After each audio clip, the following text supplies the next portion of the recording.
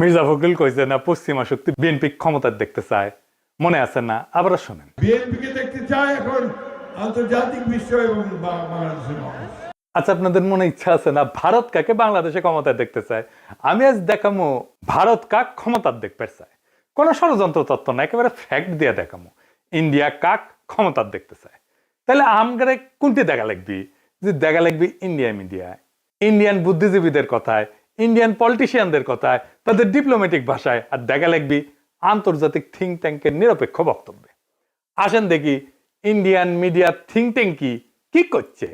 Think ট্যাঙ্কি শুনলে আমার আবার গুয়ের ট্যাঙ্কের কথা মনে হয়ে যায়। যাই হোক, আসেন দেখি। প্রথমে দেখি টিভিএস এর একটা স্টোরি।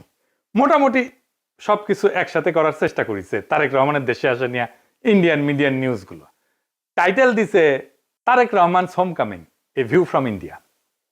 তারেক রহমানের দেশে ফেরা ভারতের দৃষ্টিতে। তারা বলতেছে এটা potentially game changing political moment, মানে রাজনীতির গতিপথ বদলাই দিতে পারে এমন মুহূর্ত। এখানে ওরা করছে, এটা পত্রিকা লিখেছে, ইংরেজিতে লিখেছে, ইংরেজি যেহেতু লিখেছে ঠিকই লিখেছে, তাই না? এটা বাংলা করলে বোঝা যায়। সাম্প্রতিক কিছু ইঙ্গিত থেকে বোঝা যাচ্ছে যে বিএনপি এবং ভারতের মধ্যে সতর্কভাবে সম্পর্ক পুনর্গঠনের একটা সম্ভাবনা তৈরি হয়েছে, যা দুইটা সাম্প্রতিক ঘটনার উপরে ভিত্তি করিয়া। প্রথমত উল্লেখ করা হয়েছে যে ডিসেম্বরের শুরুতে ভারতের প্রধানমন্ত্রী নরেন্দ্র মোদী খালেদা জিয়ার অবনতিশীল স্বাস্থ্যের বিষয়ে উদ্বেগ প্রকাশ করেন এবং সব ধরনের সহায়তা দেওয়ার প্রস্তাব দেন। এর জবাবে বিএনপি দ্রুতই প্রকাশ্যে এই উদ্যোগকে স্বাগত জানায় এবং মোদীর প্রতি তাদের আন্তরিক কৃতজ্ঞতা প্রকাশ করে। পর্যবেক্ষকদের মতে এই বিনিময়কে দুই পক্ষের সম্পর্ক উষ্ণ হওয়ার একটা ছোট হইলেও তাৎপর্যপূর্ণ সংকেত হিসাবে দেখা হচ্ছে। ভারতীয় কর্মকর্তারা হয়তো রহমানের, মানে তারেক রহমানের নেতৃত্বাধীন বিএনপিকে বাংলাদেশের জন্য আরো প্রেডিক্টেবল, উদারপন্থী এবং গণতান্ত্রিক বিকল্প হিসাবে দেখতে পারেন। এইবার আমরা সুবীর ভৌমিকের বক্তব্যটা দেখে আসি। হ্যাঁ, ভারত বাংলাদেশে কোন সরকার চাইবে? খুব সোজা উত্তর আমি তোমায় দিয়ে দিচ্ছি। Awami League is not in election, next best option is BNP, obviously not Jamaat. তারা অলরেডি 50 লাখ লোক নিয়ে জেহার টেয়াদের হুমকি দিচ্ছে। ফলে জামাত অবভিয়াসলি ইন্ডিয়া চাইবে না। অত অনেক কথা, ডিপ্লোম্যাটিক কথা বলে তো লাভ। কানেকশনটা হচ্ছে 71। আমরা একসাথে, আমার সৈন্য এবং মুক্তিযোদ্ধারা রক্ত ঝরিয়েছে, সেই সুবাদে Awami League. This is the historical fact. তো এই জায়গাতে হঠাৎ করে আজকে অন্য কিছু ডাইনামিক্স চলে আসবে, এটা তো আশা করাটাও ভুল। কিন্তু যে গভর্নমেন্ট আসবে তার সাথে ইন্ডিয়াকে তো ডিল করতে হবে। দেখেছেন? এবার আরেকটা স্টোরি দেখি। ঢাকার রাজনীতি শেখ হাসিনার বাইরে সরে যাওয়ায় ভারত হাত বাড়াচ্ছে বাংলাদেশ জাতীয়তাবাদী দলের দিকে। এখানে বলা হয়েছে মোদী যে খালেদা জিয়ার স্বাস্থ্যের খোঁজ নিছে, সেটা হইতেছে সিগন্যাল যে বিএনপির সাথে এনগেজ হইতেছে ইন্ডিয়া হাই লেভেলে। বুঝে চাও? ডেকান হেরাল্ডে কয়া হইতেছে বাংলাদেশে শেখ হাসিনার বিকল্প হিসেবে তারেক রহমানের বিএনপির দিকে ঝোঁকের ইঙ্গিত দিচ্ছে ভারত। তো এই যে সম্পর্ক, এটা অনেক আগে থেকে শুরু হয়েছিল। এইটা ইন্ডিয়ান ফরেন মিনিস্ট্রির ব্রিফিং এ একটা প্রশ্ন ওঠে। একজন জার্নালিস্ট এটা প্রশ্ন করে। এইটা প্রথম আলো রিপোর্টেই আসছে। এটা বলতেছে, একজন সাংবাদিক প্রশ্ন করেন 2018 সাল থেকে ভারত লন্ডনে অবস্থানরত বিএনপির নেতৃত্বের সঙ্গে যোগাযোগে ছিল এমন প্রতিবেদন বিষয়ে, পাশাপাশি বিএনপির কোন নেতা বাংলাদেশে ফেরার আগে ভারতের ক্লিয়ারেন্স নিয়ে কি কোনো আলোচনা হয়েছিল কিনা এ বিষয়ে প্রশ্ন করে। বিএনপির প্রিয় প্রথম আলোতেই এটা আছে। এটা এমনকি ইন্ডিয়ার ফরেন মিনিস্ট্রির ওয়েবসাইটও আছে এই আলাপটা। আর এটা রিপোর্ট করেছে ইকোনমিক টাইমস। এটি করছে নতুন সমীকরণের প্রেক্ষাপটে খালেদা জিয়ার ভারতের প্রতি রাজনৈতিক উত্তরাধিকার নরম হয়েছে। এটা ইংরেজিটা খটোমটো হয়েছে, মানে খালেদা জিয়ার উত্তরাধিকারী ভারতের প্রতি নরম হয়েছে। ডিপ্লোম্যাট একটা রিপোর্ট করেছে, জিয়ার জন্য মোদী আন্তরিক প্রার্থনা জানাইছেন এবং বলছেন যে ভারত বিএনপি চেয়ারপারসনকে, যিনি সংকটজনক অবস্থায় আছেন, সম্ভব সব ধরনের সহায়তা দিতে প্রস্তুত। জিয়াকে পাঠানো তার বার্তাটি শুধু সৌজন্যতার সীমায় আটকে নাই বলেই মনে হয় এবং অঞ্চল জুড়ে বিশ্লেষকরা দ্রুতই এর রাজনৈতিক গুরুত্ব অনুধাবন করেছেন। এটি ব্যাপকভাবে প্রতীকী হইলেও সচেতনভাবে কূটনৈতিক উদ্যোগ হিসেবে ব্যাখ্যা করা হয়েছে। একটি সংকেত যে ভারত বাংলাদেশের পরবর্তী সরকারের সঙ্গে উষ্ণ সম্পর্ক গড়ে তুলতে প্রস্তুত, যা এই মুহূর্তে জিয়ার বিএনপি গঠন করতে পারে বলে মনে হইতেছে। দা উইক বলছে, কেন তারেক রহমানের ফেরা ইন্ডিয়ার জন্য খুশির খবর। তারাই লিখেছে, এটা খুব ইন্টারেস্টিং রিপোর্ট করছে ইন্ডিয়ান এক্সপ্রেস। এটা প্রিমিয়াম কন্টেন্ট, মানে আপনাকে টাকা দিয়ে পড়া লাগবে। শিরোনাম হইতেছে, দশকের পর দশক প্রতিক্রিয়াশীল নীতির পর ভারতের প্রতি নিজেদের অবস্থান পুনর্নির্ধারণের সুযোগ পেয়েছে বিএনপি। বাবা, মেলা সুযোগ দিছে, তারা কি এই মুহূর্তটি কাজে লাগাতে পারবে? একদম শেষে বলছে ভবিষ্যতে যদি ফেব্রুয়ারি নির্বাচনে বিএনপি জয় হয় তাহলে ভারতের যে বিএনপির সঙ্গে তখন কাজ করতে হইতে পারে সেই বিএনপি নিঃসন্দেহে আগের চেয়ে ভিন্ন হবে, নিঃসন্দেহে আগের চেয়ে ভিন্ন হবে এবং সম্ভবত সহযোগিতার ক্ষেত্রেও আরো বেশি অনুকূল এবং গ্রহণযোগ্য হবে। আবার একটা জিনিস কথা বলছে, খুব ইন্টারেস্টিং কথা। বিএনপি স্ট্র্যাটেজি ঠিক করে দিচ্ছে। বিএনপি এই পথে কতটা অগ্রসর হবে তা অনেকটাই নির্ভর করবে দলটির পপুলিস্ট আবেগকে তুষ্ট করার প্রয়োজন এবং একই সঙ্গে রাজনৈতিক পরিসরটা জামাতের হাতে ছেড়ে না দেওয়ার কৌশলগত হিসাবের উপরে। বিশেষত গত এক দশকের বেশি সময় ধরে রাজপথের শক্তির উপরে নির্ভর করার অভিজ্ঞতার পর একই সঙ্গে বিএনপিকে সবসময় সচেতন থাকতে হবে আওয়ামী লীগের ক্ষমতায় ফেরার পথ তৈরির প্রচেষ্টা সম্পর্কে। শেষ পর্যন্ত ইতিহাস বলে দেয় যদি বিএনপি 15 বছর ধরে প্রায় গোপন অবস্থায় থেকে নেতৃত্বের একটা বড় অংশ নির্বাসনে বা গৃহবন্দী থাকা সত্ত্বেও আবার জাতীয় রাজনীতির কেন্দ্রমঞ্চে ফিরে আসতে পারে, তবে আওয়ামী লীগও ঠিক তেমনটাই করতে সক্ষম। মানে বলে দিতেছে, মনে রেখো আওয়ামী লীগ আবার ফিরে আসতে পারে। বাংলাদেশের রাজনীতিতে আওয়ামী লীগকে সমঝেছিল। এইবার দেখি ইন্ডিয়ানদের বিদেশি পোর্টালে কি বলছে বিএনপি নিয়ে। ইউরেশিয়া বলতেছে, ইংরেজি যেহেতু কয়েছে ঠিকই কয়েছে তাই না, ভারত এবং বিএনপি উভয় উগ্র ইসলামপন্থী জামাত ইসলামীকে দূরে রাখার বিষয়ে আগ্রহী। এর লক্ষ্য হইল ভারত বাংলাদেশের সাথে ক্ষতিগ্রস্ত সম্পর্ক পুনর্গঠন করা এবং নিষিদ্ধ আওয়ামী লীগের রাজনৈতিক বৈধতা পুনঃপ্রতিষ্ঠার জন্য একটা সুযোগ সৃষ্টি করা। বুঝতে চাও? মানে আওয়ামী লীগকে আবার ফিরে আনার সুযোগ সৃষ্টি করার জন্য বিএনপির সাথে কাজ করবে ইন্ডিয়া। এবার দেখে আন্তর্জাতিক সংস্থার রিপোর্ট, ইন্টারন্যাশনাল ক্রাইসিস গ্রুপ, এটা একটা স্বাধীন অলাভজনক প্রতিষ্ঠান, আন্তর্জাতিক সংস্থা বলে বলা হয় আর কি। এটা নিরাপত্তা বিশ্লেষণ করে, রাজনৈতিক অস্থিতিশীলতা নিয়ে রিপোর্ট ছাপে, বিশ্বজুড়ে সংঘাত এটা নিয়ে রিপোর্ট ছাপে। তারা গবেষণাও করে, মাঠ পর্যায়ে তথ্য, কূটনৈতিক নেটওয়ার্ক এবং বিভিন্ন দেশের রাজনৈতিক পরিস্থিতি নিয়ে রিপোর্ট প্রকাশ করে। এবং এই ইন্টারন্যাশনাল ক্রাইসিস গ্রুপ ভারতের উপর নিয়মিত রিপোর্ট প্রকাশ করে, বিশেষ করে কাশ্মীর, দক্ষিণ এশিয়ার নিরাপত্তা, ভারত পাকিস্তান সম্পর্ক, মানবাধিকার এবং আভ্যন্তরীণ রাজনৈতিক উত্তেজনা নিয়ে। এরা লিখিচ্ছে এটিও মনে হয় যে বাংলাদেশের রাজনৈতিক শক্তিগুলোর মধ্যে এই দলটি ভারতীয় স্বার্থ এবং উদ্বেগকে সম্মান জানাতে সবচেয়ে বেশি আগ্রহী ও গ্রহণযোগ্য অবস্থানে রয়েছে।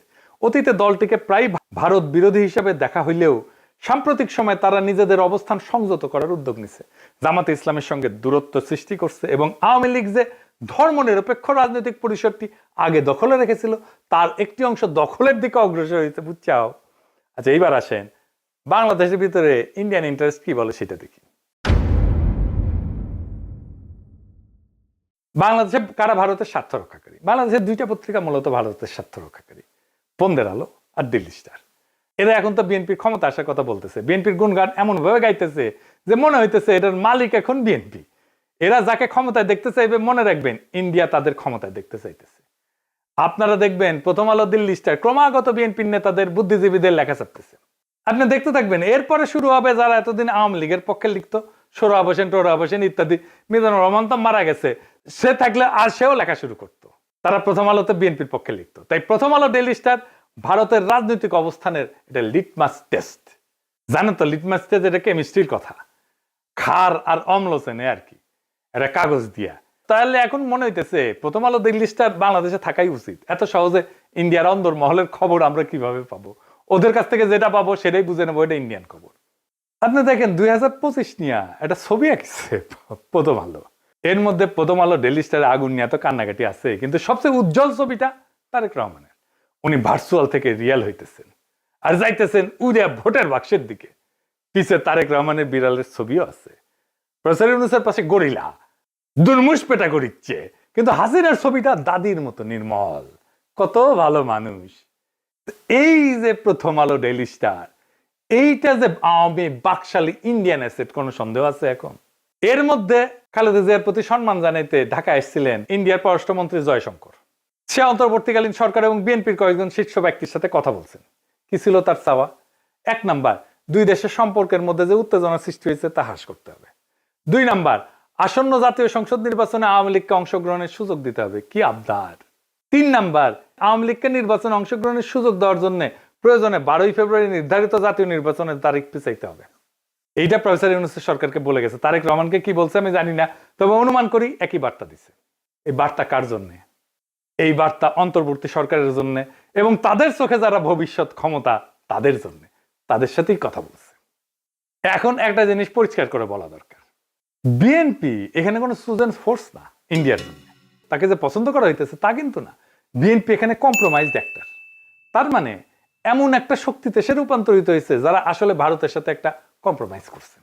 ভারত বিএনপিকে চায় কারণ বিএনপি আদর্শিকভাবে শক্ত না, কাঠামোগতভাবে দুর্বল। যেই দল 15 বছর টিকে ছিল নির্বাসনে, মামলা হামলা গ্রেপ্তার গুনখুনে, আন্তর্জাতিক সহানুভূতিতে, আমাদের মতো ইন্ডিভিজুয়াল অ্যাক্টিভিস্টদের মরাল সাপোর্টে এবং অ্যাক্টিভিটিতে, সে দল জানে ক্ষমতায় ফেরার জন্য কোথায় নতি স্বীকার করতে হবে। সে তারেক রহমান জানে তার বাবাকে হত্যা করছে ভারত, সে জানে তার মাকে ক্ষমতাচ্যুত করছে ভারত, সে জানে তার নির্যাতনও করছে ভারত, মাজা ভেঙে দিছে ভারত, তার মাকে জেলে দিছে, ইন্ডিয়া তিলে তিলে তাকে মৃত্যুর দিকে ঠেলে দিছে। আর এটাও সে জানে সে না পারছে এটা ঠেকাইতে, না পারছে নিজেকে রক্ষা করতে।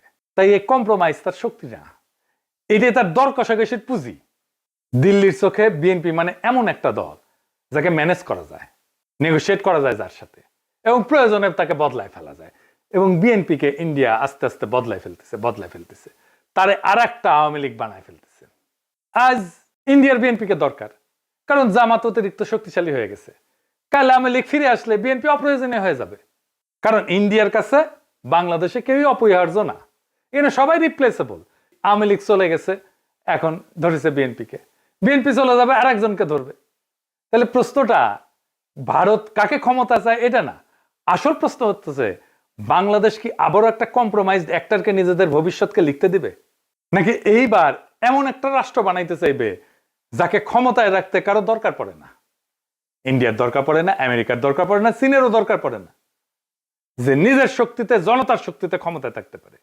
যতদিন এই প্রশ্নের উত্তর না আসবে বাংলাদেশের সরকার বদলাবে কিন্তু রাষ্ট্র বদলাবে না, রাষ্ট্র একই রকম থাকবে। সেজন্যই দেখছেন না সংস্কার করতে চায় না বিএনপি, কারণ কম্প্রোমাইজড অ্যাক্টর দিয়ে কখনোই একটা সার্বভৌম রাষ্ট্র তৈরি হয় না, করা যায় না। ভারত কাকে চায় এটা গুরুত্বপূর্ণ না, প্রশ্ন হইতেছে ভারত যাকে চায় না সে কি টিকে থাকতে পারে কিনা। আমাদের এমন রাষ্ট্র করতে হবে, আমাদের এমন নেতা বাইছে নিতে হবে ইন্ডিয়া যাকে চায় না কিন্তু সে টিকে থাকতে পারে।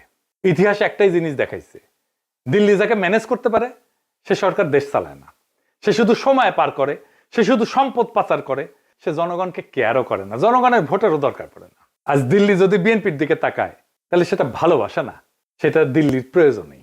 কাল প্রয়োজন বদলাইলে ইন্ডিয়ান ন্যারেটিভ বদলাবে, ইন্ডিয়ার পার্টনার বদলাবে, ইন্ডিয়ার ভালোবাসাও বদলাবে, মানুষ বদলাবে না। তাই আজকে সিদ্ধান্ত বিএনপির না, আওয়ামী লীগের না, ইন্ডিয়ার না, আজকে সিদ্ধান্ত বাংলাদেশের। আপনি কি এমন একটা রাষ্ট্র চান যে এইখানে সরকার ঢাকায় কিন্তু সেই সরকারের সার্ভাইভাল দিল্লিতে, নাকি এমন একটা রাষ্ট্র চান যাতে টিকায় রাখতে কারো প্রয়োজন পড়ে না সাহায্যের? এই প্রশ্নের উত্তর না পাওয়া পর্যন্ত বাংলাদেশে কোনো পরিবর্তন হবে না, শুধু ম্যানেজমেন্ট বদলাবে। আগামী নির্বাচনে ম্যানেজমেন্ট বদলানোর নির্বাচন না, এটা আসল পরিবর্তনের নির্বাচন, ইন্ডিয়ার বলয় থেকে বাইর হওয়ার নির্বাচন। সেই নির্বাচনে বিজয়ের লক্ষ্যে আগান। আমাদের বর্ষা বিপ্লবের অসমাপ্ত কর্তব্য সম্পাদন করতে হবে এবং আমরা এমন কাউকে ক্ষমতায় বসাবো না যাদেরকে ইন্ডিয়া পছন্দ করে, যাদেরকে প্রথম আলো পছন্দ করে, যাদেরকে দিল্লি স্টার পছন্দ করে। আমরা এমন কাউকে ক্ষমতায় আসবো যারা প্রথম আলো, দিল্লি স্টার, ইন্ডিয়া সবার চোখে চোখ রেখে বাংলাদেশের মানুষের সাথে লড়াই করতে পারবে। ইনকিলাব জিন্দাবাদ।